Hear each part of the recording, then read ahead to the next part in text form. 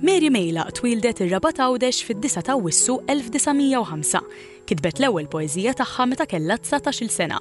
Semmita Fax Nemel għax kienet ġiet ispirata minn nemel li jitilgħu jinżlu mal-ħajt. Il-poetessa Mary Mejlaq li mietet fl-ewwel ta' Jannar 1975 hija meqjusa bħala pjuniera fil-perjodu romantiku tax-xena letterarja Maltija. Fil-50 sena anniversarju mill-mewt tagħha, 6 poeżiji mir-repertorju letterarju ta' Mary Mejlaq inġabru f'CD bħala parti minn ċelebrazzjoni mużikali tal-wirt poetiku tagħha. Is-CD jisimha Mara u l-poeżiji ta' Mejlaq tkantaw minn 3 kantanti: Doreen Gallia, Mark Tonna u Leontin Spiteri, b'kompożizzjoni tal-maestro Dominic Gallia. Din is-CD se sservi wkoll ta' riżorsa għall-allima fl-iskejjel sekondari għax żewġ poeżiji ta' Mary Mejlaq huma parti mis-sillabu tal-Malti fl-ewwel u t-tieni sena tas-sekondarja.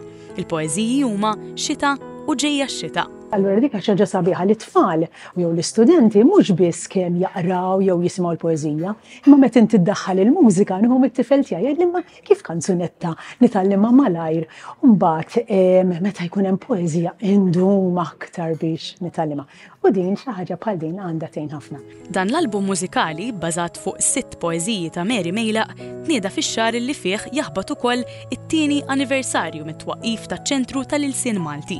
L-aġent kap eżekuttiv taċ-ċentru, Maris Camilleri, spjegat li din is-CD ifrott kollaborazzjoni mal-Kunsill Malti għall-Arti. Bis-saħħa ta' din il-kollaborazzjoni qegħdin inniedu CD li mhux biss qed jaqgħad il-letteratura mal-mużika, iżda joffru ruħu wkoll bħala riżorsa adattata għal tagħlim pedagoġiku fl-iskejjel. Inħeġġeġ għalhekk għal iktar ħidma kollaborattiva bejn laqdiet diversi tal-Malti għaliex huwa fl-għaqda li hemm il-forza. Is-serata laħqet il-qofol tagħha b'taħdita kritika fuq il-poeżiji ta' Mejlaq u x-xenarju letterarju Malti li infiltrat Mejlaq fi żmienha mill-poetessa u l-akkademiku fil-Fakultà tal-Edukazzjoni ġewwa l-Università ta' Malta, il-Professur Simon Gallia.